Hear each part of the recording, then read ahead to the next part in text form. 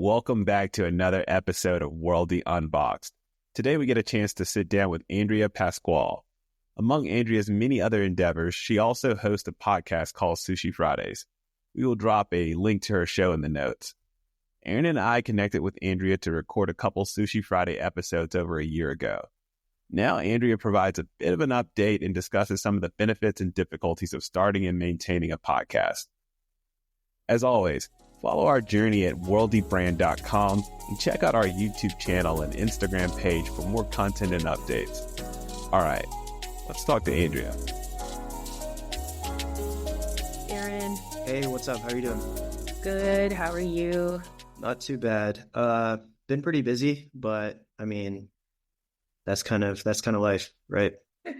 Right? Oh my God. It's like, I feel like I haven't spoken to you in forever. It's been a while. I think it's been since like October 2023. A lot has changed since then. But how have you been? What's been up on your end? Oh, same old grind. I'm still doing the podcast. I'm still doing my projects, my freelance projects. And I still have my indie fashion brand that I'm working on. I don't know if I mentioned that to you last time.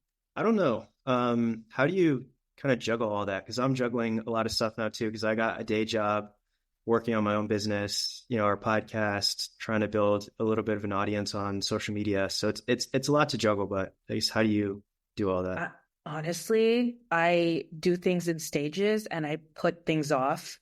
Like the podcast, I put it off for, I think, okay, so I recorded a bunch of episodes, but I stopped editing them for a while because I couldn't keep up. So I'm not the best juggler, I'll be honest. I do what's most important for the deadline, and then I try my best.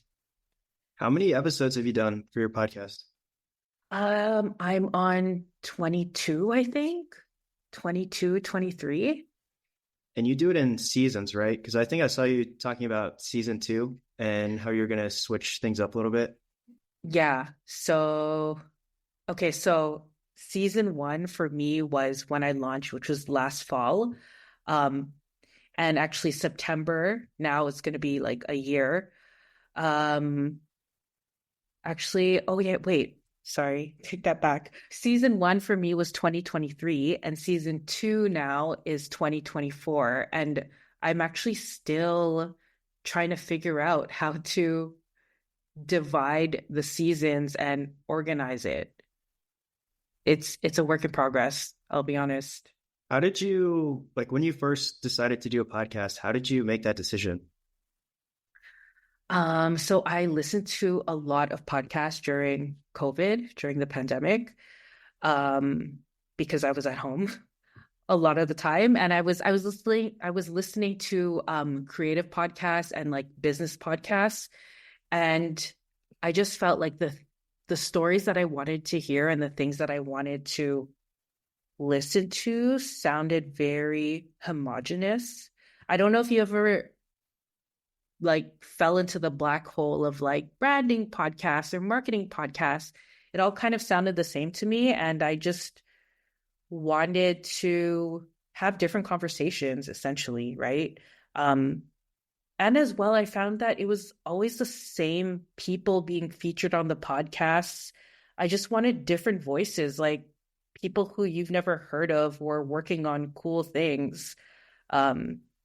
And yeah, I just decided to dive into it without knowing how to do it, kind of figured it out and still doing it today. So yeah, I think that's a similar kind of reason why we decided to do our podcast, because I have jumped into the world of marketing podcasts a little bit, but not really branding podcasts. But I listen to a lot of entrepreneurship podcasts and it's the same people over and over and over again. And it's always people who are super successful, right? So it's 5 to 10 years after they built some huge brand, then they go on this podcast and they talk about their journey, and it almost becomes more of a narrative or just them kind of forgetting all the hard times or just positioning the story so that they look good. And I was like, well, I'm kind of more interested in hearing from people who are actually building a company right now. And I don't know if they're actually going to be successful or not, right? If someone is successful, anything that they say, you can't really argue with it because you're like, what? I mean, it works for them. Whereas like if someone is actually in it in the moment and they're saying these different things, and you can kind of be like, well, that kind of makes sense. That doesn't make sense. But I'm like kind of interested to just follow their journey to see what works and what doesn't, and then how they pivot along the way. And then also, like you're saying, just like different voices. I feel like there's in a lot of the podcasts that I listen to, it's just like a very similar archetype of person. Mm-hmm. And I'm interested in kind of highlighting voices and talk and just like, you know, talking to and meeting people from a lot of different walks of life. Yeah, exactly. I don't care to listen. Well, okay, they present some really cool case studies and learnings, but sometimes I want to listen to the small mom and pop's shop who blew up somehow, or like what did they learn, and just like the smaller creator or creative. I'm more, I tend to, what is the word? I surround myself with like the creative community. So I kind of focus on people more so in fashion, like music, design. Worldy to me was fashion, part of the fashion segment. So I kind of focus on those businesses, things that I'm more so personally interested in. And yeah, it's like the untold stories for me and the little cool gems of information. And I also, another reason why I started my podcast was I wanted conversations amongst my creative entrepreneurial community. I didn't think we were having enough. And honestly, I've had so much great feedback about just like listening to your story. I've had people talk to me about that and just my other guests. And yeah, I like the insight and the questions and the conversations that my podcast raises. So that was another reason why I started. Yeah. And Would you do it over again if you could, or do you feel like it's just too much work and now you're just kind of like, it's like sunk costs? I got it. Okay, you know what? I'm still doing it. And it is so much work. And that's what I didn't realize when I started. And I guess maybe I would do things differently. I wouldn't launch it as a weekly episode. I would likely launch it as like bi-weekly or once a month. I feel like I dove in too fast and too much, but and as well, I don't know if I could have sponsorships to help support my resources, then that's like that would keep me going. Have you looked into that at all? Sponsorships or just kind of like trying to monetize? I looked into it. I haven't approached anyone yet. I've had some conversations about it with other people, and actually a few creators have told me like you need to monetize because they know how much work it is. But I feel like I don't know. I'm not going to say I'm too small to do that, but it's not on my radar just yet. But I do think that to grow as a podcast, there's no way it could just be all me doing this. And I need resources to expand if I want to continue Sushi Fridays for sure.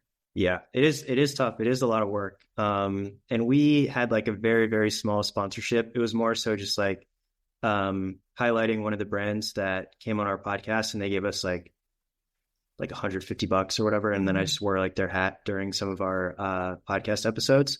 Mm-hmm. But it is like, I've done some research just on the internet in terms of like, based on like how much can you expect to get in sponsorship revenue based on your listenership?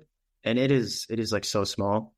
So it's almost like you just have to find someone where they really want to get in front of your audience and it's just like a perfect fit, and then kind of just negotiate in like a one-off manner like that. But it is, I mean, it's a lot of work and it's not easy to monetize, which is another thing that I didn't necessarily, like when we came into it, I didn't think that we were going to make a ton of money off of it, but I thought it would be pretty easy to break even monetarily speaking, which we're close to doing that, but still like it is a little bit of a drain of cash. And then in terms of like time commitment, it's not a break even type of thing. So I think like for us, it still makes sense to do it because one of the other main benefits is just we are able to meet a lot of people in our industry that we wouldn't have been able to meet otherwise. But I mean, I don't know how long we can continue to do it for, because we did basically like I took a year off between grad school and starting my day job, and we recorded like 30 episodes of the podcast, and we're still kind of releasing those.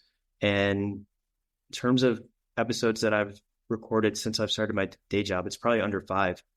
So if we didn't have that backlog, then like we'd probably be releasing like once a month or something like that. So it definitely is difficult.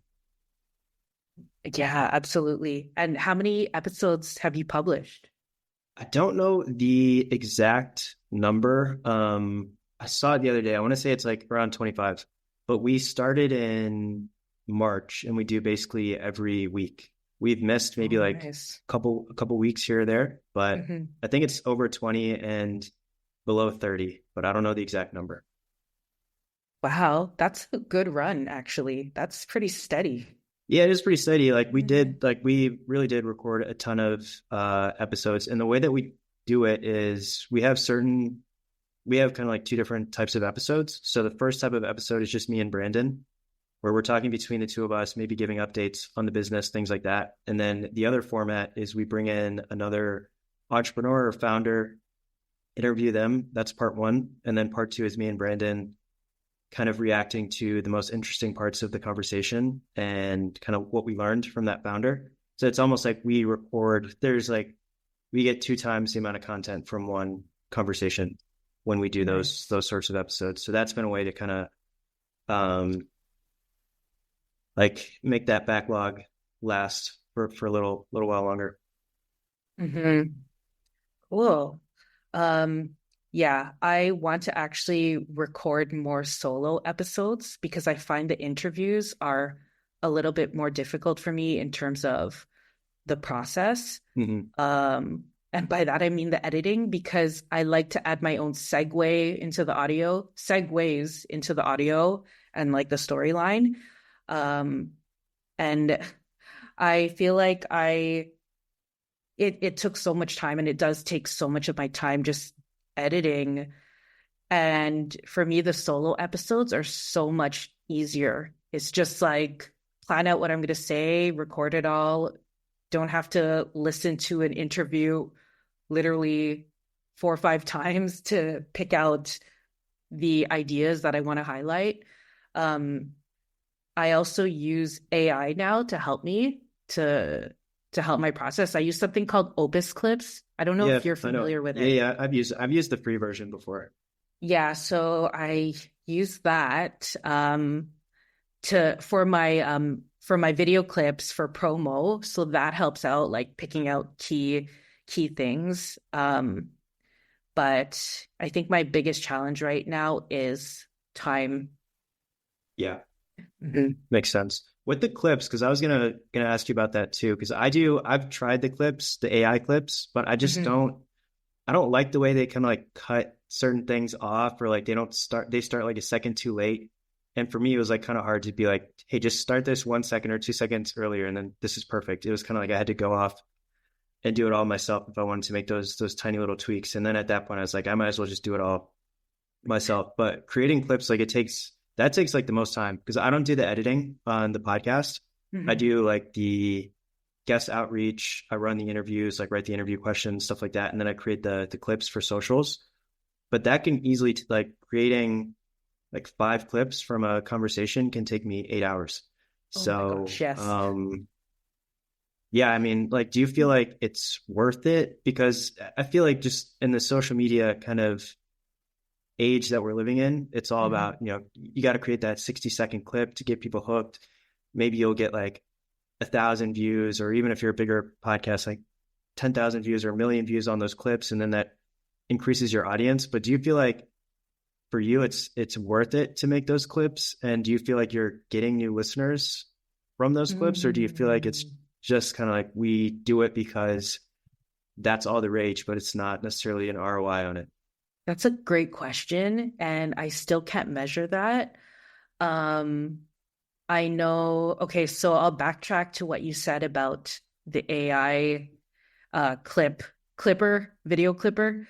Uh, okay, yes, I feel like they cut out parts of people's sentences that I wouldn't have cut out. And sometimes they stop the idea short. And I'm kind of like, after 20 clips are generated, there's probably 2 or 3 that I'm kind of happy with. And then, yes, it does take a while to edit the clips on my own that I share to socials. So that's that. And then when it comes to the audience, I share the clips on Instagram, TikTok, and LinkedIn.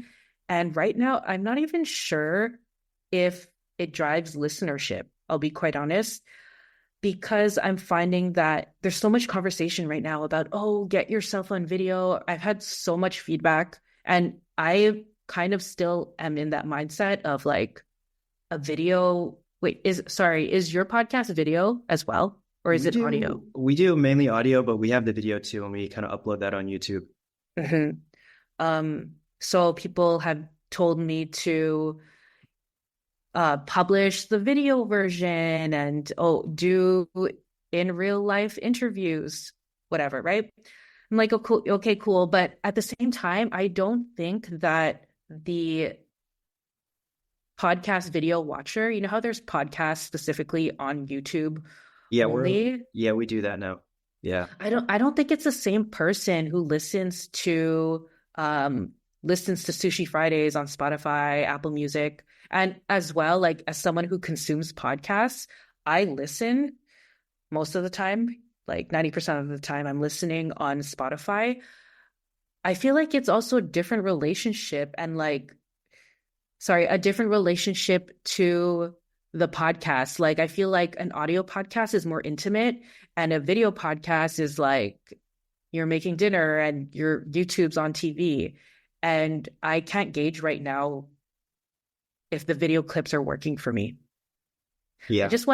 I can't gauge. I'm not sure. It's tough because, I mean, on LinkedIn, for example, I mean, video clips just don't perform well there. Like on Instagram, TikTok, and YouTube, those are way more kind of like video focused social media platforms. And we really only do YouTube. And sometimes we'll get like about 500 views on a clip. Other times we'll get like 8 views on a clip, but you don't really know who those people are and if they're coming back or if they're like watching or listening to kind of like the full podcast. But one of the things that I've actually found to be pretty helpful is sending the clips to the actual guests and being like, hey, your episode is releasing this upcoming week. Here's 3 or 4 clips and here's, the artwork from your episode. And then if they share that to their network, then that's a way to you get more listeners on that specific episode. You might not get a lot of people who stick around and listen to other ones, but you might get a few. But I feel like that's kind of like an easy way. If you're already making the clips, if you're already making like specific artwork for the person, if you share it with that person and tell them to share it with their network, then that's just an easy way to boost your numbers a little bit. Ooh, that's a great tip. I am going to do that this week with my new episode. Yeah, because I just noticed I'm posting all these random people, just videos of them in my network. I'm guessing they're thinking like, who is this person? I've never seen them before. I don't know who they are. Whereas like, if that person posts a video of themselves, then their network is going to be like, oh, my friend was on this podcast. Like, let me listen to this clip and then let me check out the full version of the episode, things like that. So I think there's just like a much bigger incentive for their network to engage versus our network to engage with some random person they've never seen before. Very true. And then you were talking about just kind of like everything that you have to do and it's not necessarily sustainable. So have you outsourced anything? Are you thinking about outsourcing anything? Or like, what are the things that kind of take up a lot of time that you want to push off your plate? It's the editing that takes the most time for me. I have not outsourced yet. I've done it all. I use Audacity. Are you familiar? I've heard it, but I don't actually know what it does. It's a free audio editing app on desktop. So that's what I use. And I feel like if I can take that portion off my plate, it would be amazing. The only thing with me is I want to hear the story. Like I want to hear the interview a couple times because I find that going back to AI, for example, Riverside, I record mine in Riverside. You get AI show notes and like key moments. I don't think they're that great. I don't think they pull the cool things that I remember from the conversation. It's just like a boring summary. And that's why I need to listen to my interviews multiple times. So I don't know how that would work if I was working alongside someone editing, then it would still be my time side by side with a person, Yeah. you How know? long is the conversation usually versus the final episode? Like, how much do you cut down from the conversation? It's the conversation is usually an hour-ish, and then the final episode is maybe 40 minutes. So I cut down like repetitive things. I cut down long pauses and just I try to keep like the key elements and the key things that I think that my audience would be interested in listening to. Yeah, it's kind of funny how repetitive certain people are and like how long they pause for or how many filler words that Hmm. they use that you don't really even realize when you're just having a conversation with them. But then when you listen to it back, you're like, that was 5 minutes and they repeated the same thing like 3 or 4 times. So I can kind of just cut a lot of that out. That happened to me last year. I was on a podcast. It was 20 minutes long after the fact. I was like, oh, okay, I probably repeated myself so many times, but all good. Do you feel like having a podcast has made you like a better communicator or orator or not really? I think it has. Well, it helps me organize my thoughts better when I'm talking to people. Um, yeah, I feel like it forces me to ask better questions on the spot, which I'm not great at. Like sometimes I'll have to like prep everything, but then when the conversation goes a different way, it's like, okay, now I have to improvise, you know? So it forces you to get into like a different train of thinking on the spot. Yeah, it helped with my communication skills a lot, actually. I What do think you think? I think it's the same for me. So Hmm. I used to hate the sound of my own voice. Like I could not stand the sound of my own voice or my mannerisms. So listening to myself back or watching a video of myself would be super, super painful. And when I first started with the podcast, it was still like that. And then eventually I listened and watched myself for like 100 hours or whatever. And then I was like, you know what? Hmm. This is who I am. This is Hmm. the way I sound. This is the way that I move my hands when I'm talking about a certain topic. And then I just accepted it. So that's been something that's actually been like pretty valuable because now I feel comfortable like recording a video of myself, watching it back, seeing if I like it or not, and making changes based on that. I think filler words I've gotten a little bit better at cutting out, but still, I think a lot of people it's hard to completely eliminate that kind of stuff from your Hmm. vocabulary. I think like you were saying, like improvising in conversations, because if I'm just talking to a friend or some random person, it's easy enough for me to just come up with questions on the spot or whatever. But a lot of times with my guests, like I have a very long list of questions, very specific Hmm. list of questions, and I want to get through them in a specific sequence. And then Hmm. sometimes I'll ask a certain question and then they'll answer that question and then another question that I had later on. So I'm like, now I don't know what the follow-up question should be. Should it be the question that's after the first question I asked or the question after this question that's further down in the list, or should it just be whatever I think is, the most interesting kind of direction to take the conversation in.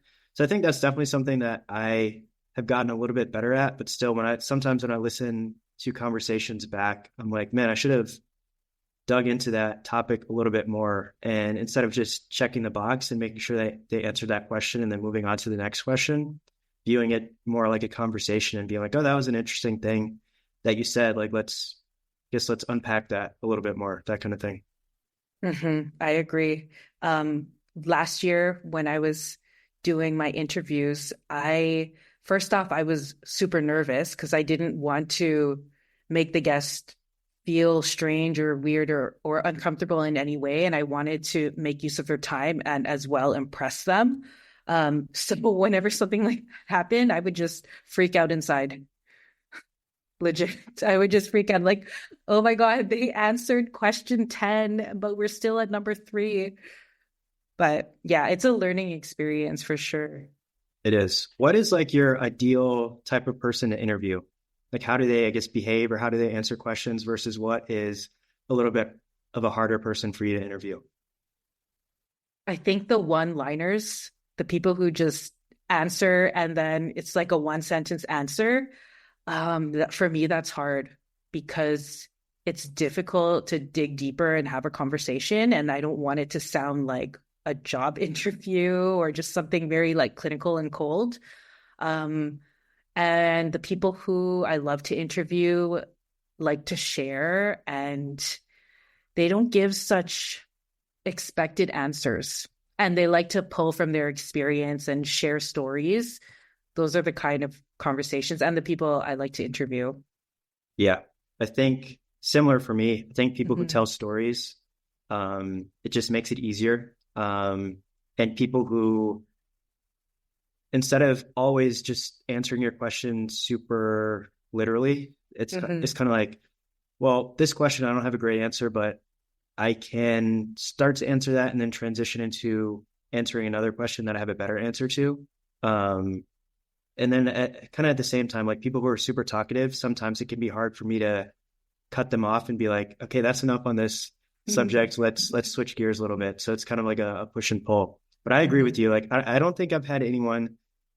I've definitely had conversations, in life with people like that, but I don't think I've had any conversations with people on our podcast where they just give one word answers or one sentence answers. I'd be curious, like, why are they even on a podcast at that point in time? Yeah. But the only other thing is, like, for our space, like in footwear, it can be a little bit esoteric, where if you're not in the space, you're not really going to know what the person is talking about. So sometimes people, they talk in a way where they're just assuming that the audience are all experts in footwear or whatever space. So sometimes you just have to ask them, like, can you explain what that term means, or why is that important? Just kind of like explain that to someone. Just assume, that the audience, they're laymen. They're not people who have spent 30 years in the footwear space or whatever other space that this person is in. Mm-hmm. Yeah, I see that. It's like communicating on LinkedIn in writing. They say to communicate at what is it, fourth or fifth grade level? I think that's right. Yeah. Mm-hmm. Yeah. And then just in general, 'cause a lot of people, I don't know if you have the same thing, but a lot of people that I know, this is for a long time before I even started my own podcast, they're like, I should start a podcast. And then maybe they tell you their idea. And then now for me, I'm just kind of like, it's pretty easy to start a podcast. It's pretty cheap. Like if you don't do a ton of editing, like you could probably just order some mics in a week and then just start recording. But then a lot of people they don't really do anything, right? So who do you think should start a podcast, and who do you think maybe it doesn't really make sense to start a podcast, even if you have that idea? Oh my gosh, that's such a good question. Who should? Okay. People who are curious, for one, about other people and who like to have conversation, doesn't matter what kind. People who have a story to tell.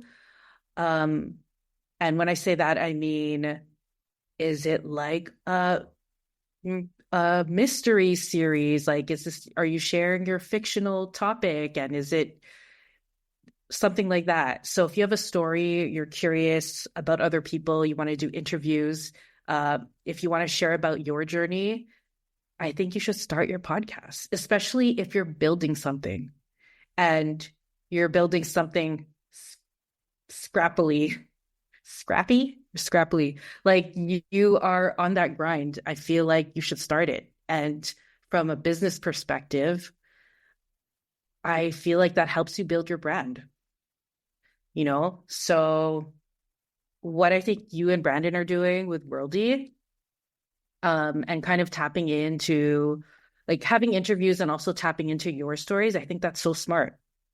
And that's why I'm inspired to do more solo episodes, because it's about the person I'm interviewing, but I don't want to sound all selfish, but it's also about me. And I feel like a podcast is a great marketing strategy, long-term marketing strategy. That's like a long form piece of content. So yeah, I went from personal traits to building a business, but that's where my head goes. So you mentioned personal branding a little bit. How are you thinking about personal branding in terms of your podcast, posting on LinkedIn or any other social media platforms that you have? Because it can be a lot of work, but I think it's a good strategy, and I think there's a ton of benefit that comes from it, but you just kind of have to have some kind of strategy in terms of time allocation, because you could spend 24 hours a day just creating content for social media. Mm-hmm. Mm-hmm. Definitely block your time out. And this advice is for myself. Because I do think personal branding is important from a founder perspective. I went to a conference last week and it was for e-commerce founders. And I was just so inspired by the way that they were sharing their stories on stage. And I feel like that's an extension of their brand story. And your podcast is an extension of your personal brand and your brand story. And I feel like, are you familiar with Midday Squares? They're Yeah. So Jake, who's one of the founders, I feel like he's so great at personal branding and sharing his founder story and then linking it to his brand. I feel like that is the ideal combination, building your business and building your personal brand at the same time. And you can do that through all sorts of social media. Yeah, I think that's right. And I hear his name. I'm connected with him on LinkedIn. I don't know him personally, but I hear his name come up all the time. So he's got to be doing something right if everyone is mentioning him. But I mean, I kind of feel the same way about personal branding and creating content. You just have to block time off to do it, because the thing for me is some days I'm just like, I don't want to do anything related to personal branding. I don't want to record a podcast. I don't want to record a video. I don't want to post on LinkedIn just because I'm so busy. So some days I'm kind of like, well, I have to set aside some time to do that. And then other days it's like, man, I just spent like 12 hours creating content. Like I got to put time aside to like actually move the business forward or do these other things, that I have to do in my life. So it's definitely kind of like a delicate balance, because you don't want to spend all day, every day doing it. But at the same time, you want to be consistent with it, because I think we've all kind of seen those examples of people who they go after it really hard for like a couple of weeks, and then they take like 6 months off, and then they come back for another 2 weeks and you're like, oh, they're doing something completely different now. Like they've got some new business that they're working on or whatever. And then they become anonymous for another year, and then they come back with another business. And I think that's just you're not as interested in that kind of person, because you're like, well, I know they're going to post for the next 2 weeks and they're just going to be gone, and they're probably going to move on to the next thing. And I don't know why they're moving from thing to thing. And then the other thing I would say is there's so many people, this is especially on LinkedIn, but it's, basically every social media platform, where they only really talk about the good things, and they try to make themselves out to be something that, like, if you're in the space, sometimes you're like, this person is not what they're making themselves out to be. But for someone who's not in the space, maybe they actually do believe what this person is saying. So I think, it's so cliche, but being authentic, but not, because there's also people who like, they're inauthentically authentic, if that makes any sense. Like they make an authentic post where it's like, I see through what you're trying to do. You're trying to like get credit for being authentic. But the people who are actually authentic and who are actually themselves, I think you can tell. And like from our perspective, as people who are trying to create content, I think just being yourself, that's the easiest thing to do. So why would you try to be something else if it's harder if it's going to take more time, and if people are not necessarily going to want to engage with that? So that would be other, I guess, personal branding advice that I would give. I agree. One of the other things you mentioned a little bit about individual episodes, which I've not done any individual episodes. There have been times where I've gotten in front of the camera and talked for like 5 to 10 minutes, and then maybe like cut it down a little bit and then uploaded it to YouTube or LinkedIn or whatever. And it feels pretty awkward. I can't lie. Like I'll practice it like 5 times before I sit down and record. And then as soon as the record button is on, it's like, okay, like I forgot how to talk or whatever. So how do you, I don't know if it's just like a me thing or what, but like, do you ever feel like awkward when you don't have anyone on the other side that you're talking to?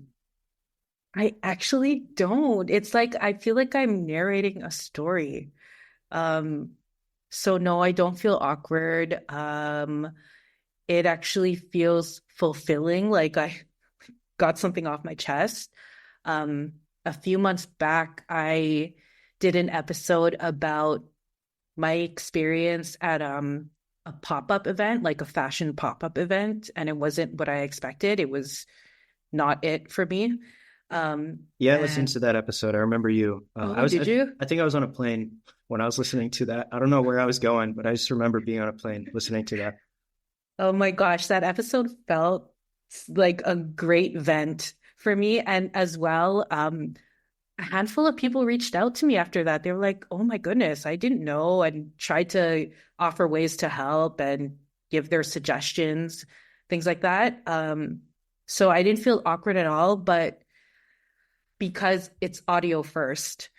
So once I start getting into video with that, I probably would feel awkward because I don't know how I would do that. I recorded that straight into Audacity, the audio editing app. So I feel like audio only solo episodes work for me. If it was video, I would need to work it out. I'm not sure how I would handle that. Yeah, that makes sense. And then another thing, because I think I've heard this with our podcast, like certain people are like, oh, I listened to this episode or I listened to this episode. And then there's other people who listen to everything, but those people are pretty rare. So do you feel like it's the same for you where people kind of pick and choose episodes that they feel like are interesting that they listen to? And then there's a smaller group that listen to everything? Or like, do you have any sense of that breakdown, or have you heard anyone just personally kind of saying like, oh, I really like this episode, or other people saying, you know, I've listened to every single episode that you've put out? Definitely have not heard people say I listen to every episode. I wish there was a way to track that. If there is, like, I want to know it. But they do pick out the episodes that are their favorites. And yeah, it's mostly about specific episodes and what they thought was interesting. I'm actually surprised that, like, a year later, people are just starting to listen to Sushi Fridays. So they're talking about episodes from last year. I'm like, cool. My plan worked because I don't want Sushi Fridays to just be publish it and forget about it. You know, I want it to live on wherever it lives, Apple, Spotify, YouTube. And I want it to be a long-term thing. So I'm happy that they're finding old episodes, and I want them to listen to every single one. But I know that people have different interests, and they have different sorts of guests that they prefer listening to. And yeah, that's something that I'm still learning about. I think one of the things that I didn't quite realize until I got into being a podcaster myself is an episode it's going to be highly, this might sound obvious to you, but how interesting an episode is going to be highly dependent on the guest. If you're doing an interview, where like, even if you love the host, if they bring on a guest who's just kind of boring, or they're talking about something you don't really care about, you're not necessarily going to really enjoy that episode.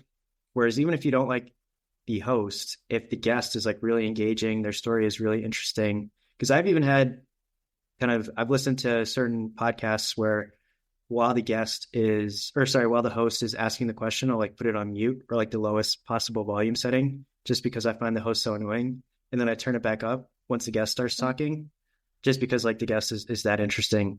And then there's other times where I'm like, I love the host.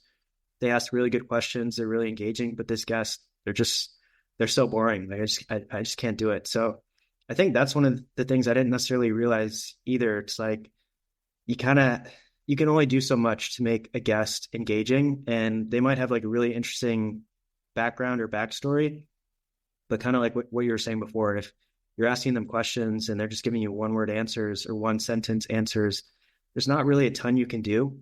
And probably with that episode, a lot of people might drop off after they hear that style of answering questions because it's just not engaging. Hmm. I agree. I agree. They have to, yeah, there needs the engagement and chemistry especially has to be there, and it needs to stay up. It can't be like dipping. I feel like that's when the guests will just close and go to another podcast. Yeah, it is tough because do you interview people only who you know or who you've talked to before, or do you ever talk to people for the first time on your podcast? A lot of first timers actually. It's the same for me. Hmm. I know there's certain podcasts where they'll set up like 30 minutes or an hour either right before or the day before just to get to know the person. For me, I don't really have time to do that. And Hmm. also I kind of like meeting the person for the first time on a podcast because then the questions I'm asking are genuine. It's not like, oh, you brought this up yesterday. Like, let me act Hmm. like I don't know this fact about you and ask you about it and try to get you to talk about it. So I kind of like having that, discovery process or getting to know the guest with the listener. So I like kind of meeting people for the first time on the podcast, but there's a risk because there might not be that chemistry there, or they might say some wacky stuff or whatever, which makes it a little bit, you might have to edit it a little bit more, or you even have to like maybe beep them out if they're like using a ton of profanity, things like that. Hmm. Yeah, I do. I don't know. Did I meet you? Did I have a chat with you before our recording? I don't remember I don't anymore. I don't think so. I think we had gone back and forth like over email and then LinkedIn a little bit, but I Mm-hmm. don't think we'd ever talked on the phone or anything like that. Yeah, I think you're right. It's exciting to meet the guests for the first time. And like the questions feel like I'm genuinely curious about whatever I want to ask them. So I do like meeting them for the first time. But sometimes I give people the option if they want to chat with me a couple days before, then we can do that. But Yeah. yeah. Yeah, I've had guests basically ask the same, like, hey, can we chat before the podcast just so like we know each other a little bit? I'm like, yeah, that's fine. It's Hmm. easy enough for me to do that. I don't necessarily want to do that for everyone if I don't have to, but Hmm. it feels like a fair request on their end. So do you ever kind of set up a podcast or try to set up a podcast with someone just because you want to get to know them or meet them? Because that's been actually one of the biggest benefits of our podcast is that it's just a really great networking tool. So like I tell a lot of my friends, like, before we had a podcast, if I reach out to someone and I say like, hey, I want to talk to you for an hour or 90 minutes, are you interested? That 95% of people would say no. But if you Hmm. say like, hey, I want to have you on my podcast, are you interested? Then it becomes like 95% of people say yes. So it's just a good way to meet people who might not want to talk to you otherwise. So have you noticed that as well? Have you kind of used that to your benefit at all or not really? Well, that's such a good question. Okay, so every guest that I invite, I always want to meet them. Um, but I mean, in particular, there was one guest, his name was Rafe Edelberg. He's a Canadian designer. And a previous guest told me that he was mentored by him um, a while back. And so I looked him up because I like to do the research after the fact. I'm like, ooh, who did this guest talk about? I want to learn about these people. And when I found out about him, I was like, I need to meet him. I really want to just talk to him and I want to hear what he has to say. So I feel like he was one that I specifically reached out to for that. Um, and all the other guests, I thought that they were just interesting and I felt that they were a fit for Sushi Fridays.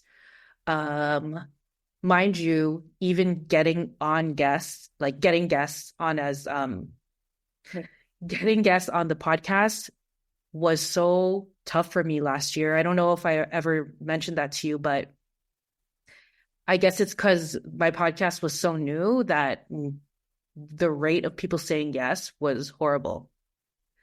So it was that like I just had to push for like I tried so hard to get the ideal guests on and it was a challenge. It wasn't like I'm gonna reach out, they're gonna say yes, okay, cool. It was like keep pushing for these guests because I want to do this. So I feel like I had to overcome that barrier first. That makes sense. And I think for us, it's a little bit easier because the people that we're bringing on, naturally, they want to promote themselves. They want platforms to promote themselves and their brands. And a lot of founders are pretty comfortable talking about themselves and promoting themselves. Whereas creatives, because I've noticed this a lot with social media, like a lot of creatives, they don't want to seem to promote themselves or their work. Like they might post their portfolio, but I feel like there's a big opportunity for a lot of them to share more about their process or what their day-to-day looks like, especially for people who are not necessarily creatives. So I think that's just kind of like a bit of a cultural difference where like a lot of founders are just like going everywhere promoting themselves and making it all about them and their company. Whereas I think creatives are a bit more like, I don't want to be out there in that same way. So I can kind of understand why it'd be a lot harder for you to get those guests on versus us. I haven't thought about it that way, but you're right. Now that I think about it. Anything else just kind of like podcast related that is on your mind or you want to ask me about or discuss? So what's on my mind right now is sponsors. I feel like that's what is going to keep me going. And I know that you looked into it and they don't pay a lot to collab with episodes, but I think the way that I'm looking at sponsorship is more resources. So how can you sponsor my use of your studio? Or how can you sponsor my use of your equipment as I grow Sushi Fridays? Because I don't see this as only a me thing, doing it at home and just chopping everything up on my own. I actually do. If I want to grow this podcast, I feel like I do need to do the in real life episodes. So I'm trying to explore how I can get sponsorship for those resources.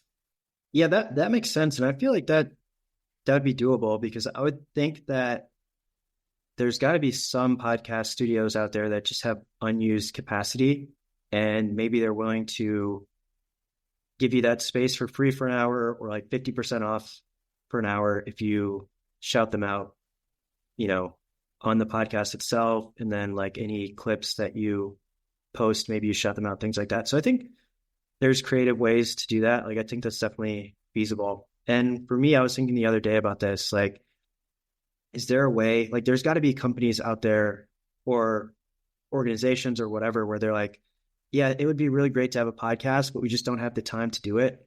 So like almost figuring out like that right fit where our podcast almost becomes like an extension of their brand or their company or their organization. And then they just cover all our costs. And I mean, it would be great if they gave us money too. And I don't know if our podcast specifically would make sense for that, but there's definitely podcasts out there where it's like the episodes that they create, the content that they cover, the guests that they bring on, like it's a really strong fit with a certain brand or company. And that company would almost be better off like branding the whole podcast versus just having like 30-second clip or 30-second ad, like, a minute into the episode or whatever.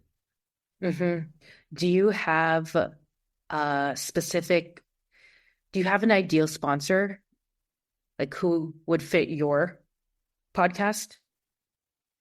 I think it would be any kind of company or resources that help early stage founders get off the ground.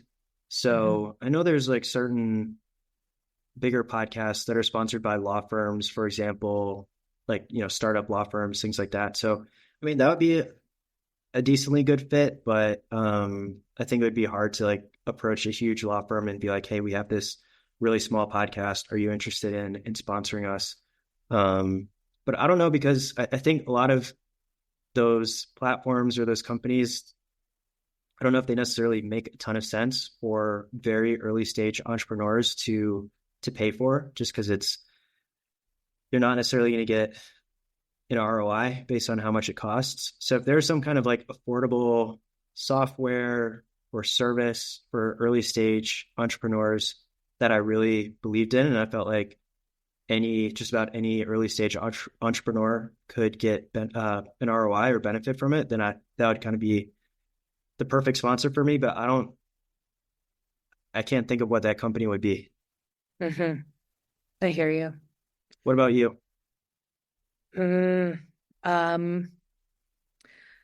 Maybe some sort of product that was for small businesses, like an accounting software, something like that, like some sort of tech product that small business owners can use, or like some sort of financial software for small biz owners who are in the creative space.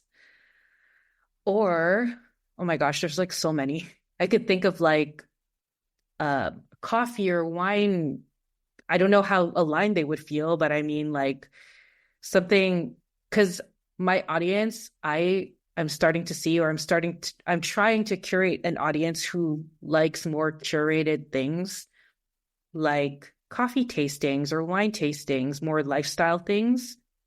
So maybe something in that space, or an airline, because there's a specific Canadian airline that sponsors creatives like DJs, artists, content creators. They would be ideal. Yeah. The other thing that I've thought about is, I mean, this might sound stupid, but you could get the guest to sponsor the episode. Like the person, I mean, they probably wouldn't sponsor their own episode, but maybe like previous guests, they sponsor other episodes, and you're like, hey, this episode is brought to you by XYZ brand. Go to their website, get 5% off, 10% off, whatever. But I think it would be cool to be able to continue to highlight certain brands that we like, we like their mission and we like the founders, and getting an opportunity for them, not just to promote themselves on their own episode, but basically throughout the whole podcast. And like, if they can only sponsor like 2 episodes or 3 episodes, that's fine. And then you start adding that up and you get basically all the episodes sponsored. But I mean, maybe that's a stupid idea. Maybe people wouldn't want to come on a podcast and then sponsor it right after the fact. So maybe that's maybe that's not the best idea. No, actually, I think that's a cool idea. I think that could work. If the episode aligns with that sponsor, why not? Yeah. Yeah, we'll see. I mean, I think it's one of those things where we'll continue to look into it, because the other thing is we don't necessarily want to annoy our audience. I ran a poll about this on LinkedIn. I was like, how annoying are ads on podcasts? Like super annoying, somewhat annoying, not very annoying, not annoying at all. And almost everyone said either super annoying or somewhat annoying. And it kind of depends like how long that ad is and like where it's kind of positioned in the episode. And I think a lot of people end up just kind of like skipping over the ad anyway. So there's 2 kind of sides of that coin. It's like you add the ad to the episode and people get annoyed. And then also your sponsor is going to be like, well, I'm not getting value because people are just skipping over this. So that's just another thing to kind of consider. Yeah, absolutely.